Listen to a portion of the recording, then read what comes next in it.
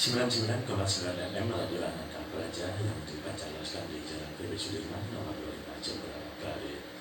Mengawali kebersamaan kita di Selamat Pagi Jemberana di Lebaran Senin 5 Juni 2021. Untuk itu di studio sudah hadir narasumber yang akan memberikan siraman rohani bagi umat Kristiani di Kabupaten Jemberana khususnya. Kita sapa dulu dia. Selamat pagi Bapak. Selamat pagi Bapak Pandai. Gimana kabarnya Pak di pagi hari ini? Puji Tuhan, baik Pak, sehat astunggara, amin. Ya, semangat sekali Pak, ini harus semangat ini Pak ya. Haleluya. Ya. Ya, silakan Bapak untuk memberikan siraman rohani bagi umat Kristiani. Baik, terima kasih Pak Pandai. Shalom, selamat pagi seluruh warga tercinta di sekitar Jemberana, pendengar setia Suara Ananta Praja, Suara FM di 99,9 MHz. Saya ingin menyapa saudara semua. Salam kenal di dalam Kristus Tuhan. Nama saya Pendeta James Arthur Nuhitu. Puji nama Tuhan, di pagi hari yang indah ini saya memperoleh kesempatan untuk berbagi kebenaran firman Tuhan kepada setiap saudara yang menjadi pendengar setia daripada Ananta Praja Suara FM. Dan topik yang akan saya bagikan pagi hari ini, bagaimana gereja menyikapi PPKM selama masa COVID ini. Nah, sebagai umat Tuhan, sebagai hamba Tuhan, saya harus memberitakan kebenaran ini kepada kita semua. Sebab kebenaran firman Tuhan ini adalah kebenaran yang mutlak, absolut, dan tidak terbantahkan. Apapun yang terjadi di muka bumi ini, semua ini terjadi bukan secara kebetulan, saudara.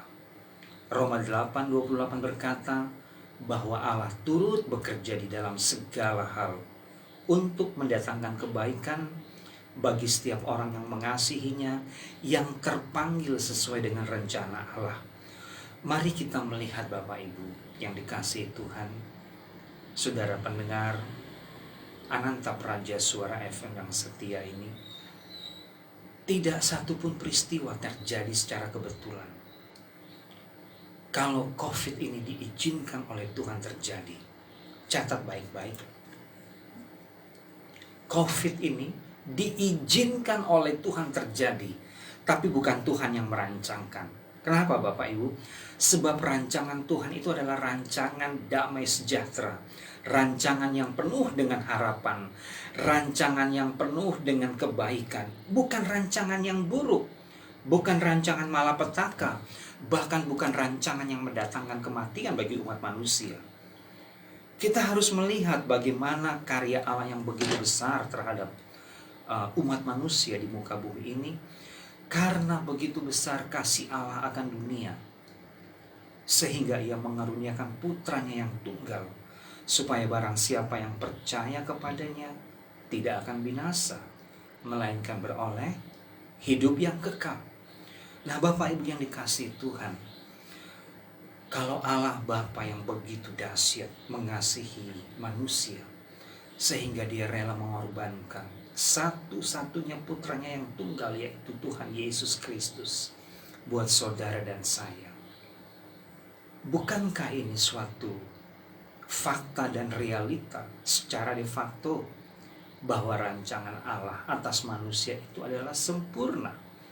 Rancangannya penuh dengan damai sejahtera, rancangannya penuh dengan kebaikan, sehingga Dia merencanakan suatu proyek yang besar, yaitu rancangan keselamatan. Dan itulah kerinduan hati Allah untuk membawa manusia masuk ke dalam proyek kerajaan surganya, untuk membawa manusia kembali kepada rancangan Allah yang semula, sempurna seperti Bapa. Jadi COVID ini terjadi bukan secara disengaja oleh Allah, karena memang Allah tidak pernah mendesain hal-hal yang buruk terhadap manusia. Kita harus melihat bahwa ini diizinkan oleh Allah terjadi. Tentu ada maksud dan tujuannya, karena Allah itu tidak dapat dicobai oleh siapapun. dan Allah tidak akan mencobai siapapun juga. Nah, bagaimana gereja bersikap menghadapi COVID? Bapak Ibu yang dikasihi Tuhan, ada beberapa orang yang saya kenal, beliau berkata seperti ini, pada akhirnya nanti harus bisa hidup berdamai dengan COVID. Karena COVID ini sudah berusaha untuk dibasmi, diberantas lewat berbagai cara. Tapi kita ketahui semua, hari demi hari justru penularannya bukan berkurang, malah bertambah. Nah, bagaimana sikap gereja menghadapi PPKM yang telah diberlakukan oleh pemerintah untuk membatasi kegiatan masyarakat? Semua ini tentu memiliki tujuan. Pemerintah pasti sadar bahwa di tengah-tengah kondisi saat ini, ekonomi rakyat sangat terpuruk. Keadaan serba tidak menentu. Tapi ada opsi-opsi yang harus diambil oleh pemerintah untuk kebaikan kita bersama, khususnya di dalam memerangi COVID-19 yang terjadi. Bahkan lewat varian Delta yang terbaru, kita tahu semua saudara, masa inkubasinya begitu cepat dan tingkat penularannya juga begitu cepat. Bahkan angka kematian yang disebabkan juga begitu cukup signifikan. Sebagai umat Tuhan, tentu kita harus taat kepada pemerintah. Nah, Bapak Ibu yang dikasihi Tuhan, saya mengajak kita untuk membaca bersama-sama di dalam firman Tuhan yang akan saya bagikan pagi hari ini. Yang pertama, Bapak Ibu, ada di kitab Ibrani pasal yang ke-13 ayat yang ke-17. Demikianlah firman Tuhan. Taatilah pemimpin-pemimpinmu dan tunduklah kepada mereka, sebab mereka berjaga-jaga atas jiwamu sebagai orang-orang yang harus bertanggung jawab atasnya. Dengan jalan itu mereka akan melakukannya dengan gembira, bukan dengan keluh kesah, sebab hal itu tidak akan membawa keuntungan bagimu. Saudara yang dikasihi Tuhan, sebagai umat Tuhan, sebagai warga gereja, kita harus dan wajib mentaati pemimpin-pemimpin kita dan tunduklah kepada mereka. Dalam hal ini, pemerintah, Bapak Presiden bersama dengan segenap jajaran daripada kabinet di kementerian, dan juga sampai dengan di tingkat provinsi, Bapak Gubernur juga sudah memberikan surat edaran. Dan sebagai warga gereja, sebagai umat Tuhan yang mengasihi Tuhan, kita harus mentaati pemimpin-pemimpin kita. Dan kita harus tunduk kepada aturan yang diberlakukan. Semua itu untuk apa? Semua itu untuk kebaikan kita, saudara. Sebagai pemerintah, sebagai pemimpin, mereka berjaga-jaga atas jiwamu. Mereka orang yang bertanggung jawab di dalam menjalankan roda pemerintahan, di dalam mengambil setiap keputusan-keputusan.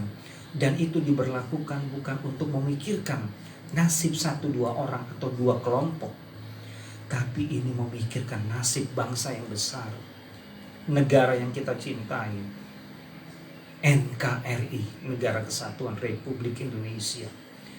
Saudara dan saya, kita tinggal di bumi ini, kita hidup di bumi ini, dan khususnya bagi warga Jemberana di sekitarnya, kita menikmati anugerah kebaikan Tuhan di pulau ini. Tentu kita harus mentaati peraturan yang dikeluarkan oleh pemerintah setempat. Dalam hal ini mengacu oleh peraturan yang dikeluarkan oleh pemerintah pusat dan juga pemerintah daerah. PPKM ini diterapkan mulai tanggal 3 Juli sampai dengan 20 Juli.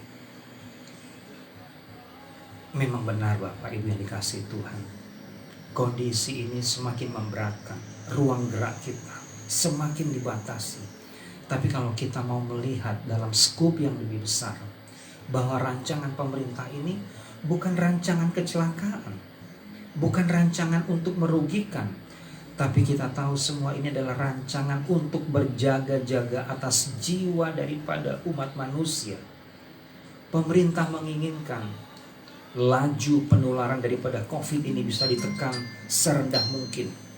Bahkan setiap orang, dan saya percaya Bapak Ibu dan saya juga, kita berdoa bersama-sama, kiranya COVID ini segera berlalu, sehingga kita bisa dibebaskan dari segala sikap yang selama ini begitu menghantui, ketakutan, keraguan-raguan, bahkan sikap dimana kalau kita berada di luar ruangan seakan-akan kita takut untuk bertemu orang. Nah, hari-hari ini masker ini sudah menjadi salah satu atribut pelengkap di dalam kehidupan kita sehari-hari. Dimanapun kita berada, suka atau tidak suka, kita harus menggunakan masker untuk menjaga kesehatan kita sendiri dan juga tentunya kesehatan orang lain. Nah, apa yang terjadi, saudara? Pemerintah memberlakukan PPKM ini, mereka melakukannya supaya kita tidak lagi hidup di dalam ketakutan, kita tidak lagi hidup di dalam keluh kesah, sebab ini semuanya untuk membawa keuntungan bagi saudara dan saya. Pemberlakuan daripada peraturan kegiatan masyarakat ini, pembatasan kegiatan masyarakat ini, maksud dan tujuannya apa? Seperti yang tadi saya kemukakan, untuk menekan laju penularan daripada COVID-19. Nah, tentunya sebagai umat Tuhan ada beberapa aturan-aturan yang kita tahu bersama, bahwa untuk kegiatan-kegiatan rohani ibadah khususnya di gereja, mulai tanggal 4 kemarin hingga nanti tanggal 20 Juli itu sangat dibatasi. Kapasitas ruang ibadah kita yang tadinya bisa mencapai 75%, sekarang hanya diizinkan 30 orang maksimal. Nah, tentu sebagai hamba Tuhan, sebagai pendeta, ada beberapa pihak yang merasa, aduh Pak, kalau seperti ini yang terjadi, bagaimana dengan umat yang lain? Mereka yang rindu untuk beribadah, namun tidak bisa datang ke gereja. Dan ada beberapa gereja yang memang tidak memiliki fasilitas untuk melakukan siaran secara live streaming dan sebagainya. Berarti mereka tidak bisa mengikuti ibadah. Jangan khawatir Bapak yang dikasih Tuhan. Jangan khawatir. Sekarang ini rata-rata setiap warga sudah memiliki smartphone. Ya, di smartphone kita ada aplikasi untuk Alkitab, ada juga aplikasi untuk YouTube, Instagram, dan Facebook, di mana lewat aplikasi-aplikasi ini Bapak Ibu semua bisa mendapatkan santapan siraman rohani setiap waktu yang disiarkan oleh hamba-hamba Tuhan, baik dari gereja maupun dari rekaman-rekaman yang sudah disiapkan. Nah, kita bisa tetap mendapatkan makanan rohani. Sekalipun di hari-hari tertentu kita tidak bisa melakukan pertemuan bersama dengan umat dalam jumlah yang besar tersebut, tapi kita tetap bisa mendapatkan makanan rohani. Tuhan itu begitu baik. Dia memberikan pengetahuan, teknologi kepada umat manusia. Dan semuanya ini untuk apa, saudara? Untuk kebaikan saudara dan saya. Memang ada beberapa pihak yang menyalahgunakan sosial media bukan untuk menyampaikan kebenaran, tapi kita tahu bahkan sampai ada istilah sosmed itu dunia tipu-tipu. Tapi pagi hari ini saya ingin menyampaikan fakta dan realita kebenaran firman Tuhan yang luar biasa. Bahwa sebagai umat Tuhan, sebagai gereja, di saat kita bersikap mentaati peraturan yang dikeluarkan oleh pemerintah, kita harus paham semua itu untuk berjaga-jaga atas jiwa kita. Karena pemerintah bertanggung jawab atas keselamatan warganya. Dan kita harus mentaati peraturan itu semua dengan gembira, dengan sukacita, bukannya berkeluh kesah, bukannya mengomel, ngedumel, atau mencibir. Karena semua ini untuk membawa keuntungan bagi saudara dan saya, dan juga masyarakat luas, khususnya warga negara tercinta Indonesia yang ada di Pulau Bali dan di kota yang kita kasihi bersama kota Jembrana negara ini. Puji nama Tuhan. Ada ayat kedua, yaitu di kitab Kolose pasal yang ketiga. Ini juga luar biasa, saudara. Hai hamba-hamba, taatilah Tuanmu yang di dunia ini di dalam segala hal. Jangan hanya di hadapan mereka saja untuk menyenangkan mereka, melainkan dengan tulus hati karena takut akan Tuhan. Nah, ini dia Bapak Ibu yang dikasihi Tuhan. Maaf, sebagai umat Tuhan, sebagai anak-anak Tuhan, sebagai pemimpin-pemimpin umat Tuhan yang dipercayakan, saudara harus mentaati Tuanmu. Dalam hal ini siapa Tuhan saudara? Pemerintah kita, Bapak Presiden yang kita cintai. Beliau itu terlihat lelah, letih. Tahukah saudara, beban yang beliau harus tanggung memikirkan nasib 270 juta lebih warga Indonesia. Bapak Gubernur kita yang kita kasih, dia harus memikirkan nasib 4 juta lebih warga daripada penduduk Pulau Bali. Bapak Bupati di Jembrana harus memikirkan bagaimana nasib dari sekian juta orang yang ada di Kabupaten Jembrana. Sebagai anak Tuhan, sebagai pemimpin-pemimpin umat, sebagai gereja, kita harus mendukung sikap pemerintah, saudara. Mari taati bersama aturan PPKM ini selama diberlakukan. Karena semua ini adalah rancangan untuk mendatangkan kebaikan. Rancangan untuk mendatangkan kehidupan yang jauh lebih indah bagi seluruh umat manusia. Nah, sikap gereja di dalam menghadapi situasi, kita harus menerimanya dengan tulus. Apa itu tulus, saudara? Tulus itu adalah sikap yang penuh dengan hormat, tidak hanya ditunjukkan di depan orang, tapi juga di belakang. Hari-hari ini kita tahu banyak orang yang berwajah dua. Di depan dia bilang siapa, tapi di belakang dia melakukan hal yang lain. Kalau istilah Balinya, kalau tidak salah itu disebut mecik manggis katanya. Jadi di depan itu bersikap wah penuh dengan santun. Gih Pak, gih Tu Haji, siap bosku katanya. Tapi di belakang dia menusuk, menikam, bahkan melempar. Itu bukan sikap yang tulus.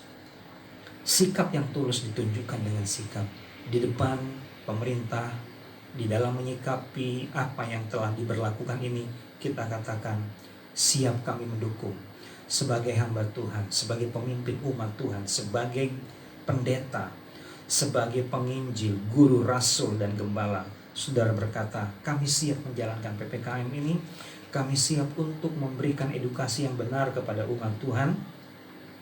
Nah, sikap itu harus disertai juga dengan perbuatan. Kita mentaatinya. Beberapa hari yang lalu saya memposting suatu kata-kata yang mendapatkan respon cukup banyak. Bagaimana kita untuk memiliki kehidupan yang sehat dan bahagia di muka bumi ini selama masa PPKM.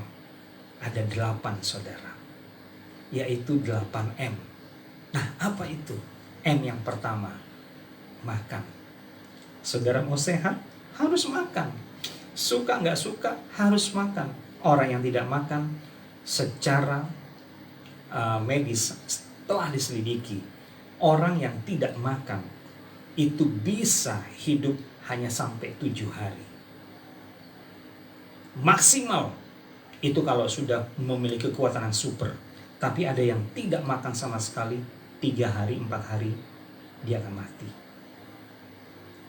Jadi betapa pentingnya makan, saudara. Makan itu buat kesehatan. Yang kedua, minum. Nah, M yang kedua itu minum. Jangan lupa minum. Orang kalau makan-makan aja nggak minum-minum, wah keselak, saudara.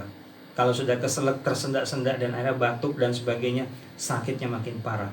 Orang yang tidak minum itu hanya bertahan hidup 3 hari maksimal. Tapi kalau dia minum tapi tidak makan, dia bisa bertahan sampai 40 hari. Itu sudah dibuktikan secara medis. Jadi M yang kedua ini minum. Nah, Setelah makan, minum, saudara pasti bahagia. Tapi masih kurang. Ada 6M lagi yang kita akan bahas. Apa M yang ketiga? M yang ketiga itu adalah mekuli atau megai. Nah, setelah saudara makan dan minum, jangan lupa bekerja.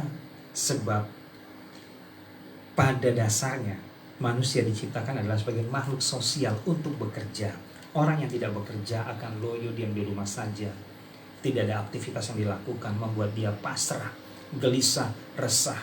Tapi waktu dia megai, mengkuli, dia bekerja, dia mendapatkan energi. Nah, setelah megai atau mengkuli, M yang keempat itu apa saudara?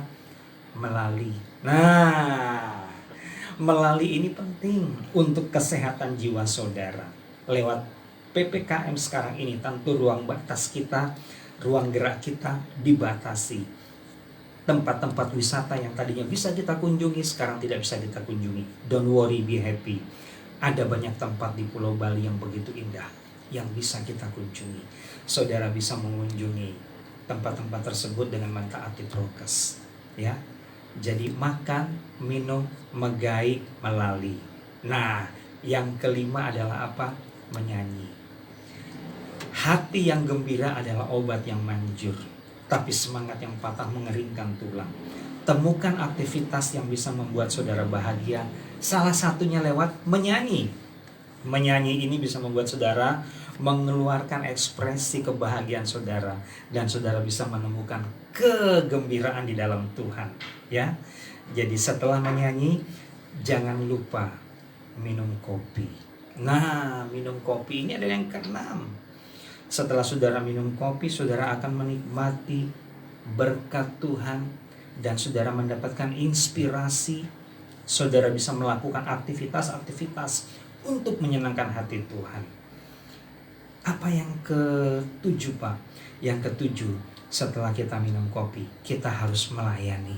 Melayani apa, Pak? Melayani pekerjaan Tuhan. Melayani saudara-saudara kita, melayani siapapun yang Tuhan percayakan. Dengan melayani, saudara akan memiliki empati, rasa peduli kepada orang lain, dan saudara juga akhirnya bisa mendapatkan kekuatan. Dan yang terakhir, yang kedelapan, ini dia. Jangan lupa mengucap syukur dalam segala hal, karena hidup ini adalah kesempatan. Hidup ini harus menjadi berkat, dan hidup ini harus bermanfaat bagi sesama. Puji nama Tuhan. Pagi hari ini akan saya akhiri siaran rohani yang menguatkan kita semua. Dan sebelum kita berpisah, saya akan tutup di dalam doa. Saya rindu untuk memberkati Bapak Ibu terkasih semua. Bapa di dalam surga, kami mengucap syukur buat kesempatan yang indah di pagi hari ini, di mana kami boleh memperoleh kesempatan untuk mendengarkan kebenaran firman-Mu. Biarlah setiap firman yang kami dengar ini, Bapa, boleh kami hidupi di dalam kehidupan kami, dan kami mau melakukannya, mempraktekkannya, sehingga lewat kebenaran firman-Mu ini, ya Bapa, hidup kami sendiri diberkati, dan hidup kami menjadi dampak, menjadi berkat bagi sesama. Nama Tuhan Yesus dipermuliakan. Dan kami berdoa untuk pemerintah kami, baik yang dari pusat sampai di daerah, khususnya di Kabupaten Jemberana ini. Biarlah Engkau memberikan hikmat kepada Bapak Bupati, Wakil Bupati, dan seluruh segenap jajaran pemerintah di daerah ini. Dan juga seluruh umat Tuhan yang ada di Kabupaten Jemberana Negara. Tuhan memberkati mereka dengan kesehatan, keselamatan, sukacita, damai sejahtera yang sempurna dari surga. Kami berdoa di dalam nama Tuhan Yesus. Haleluya. Amin.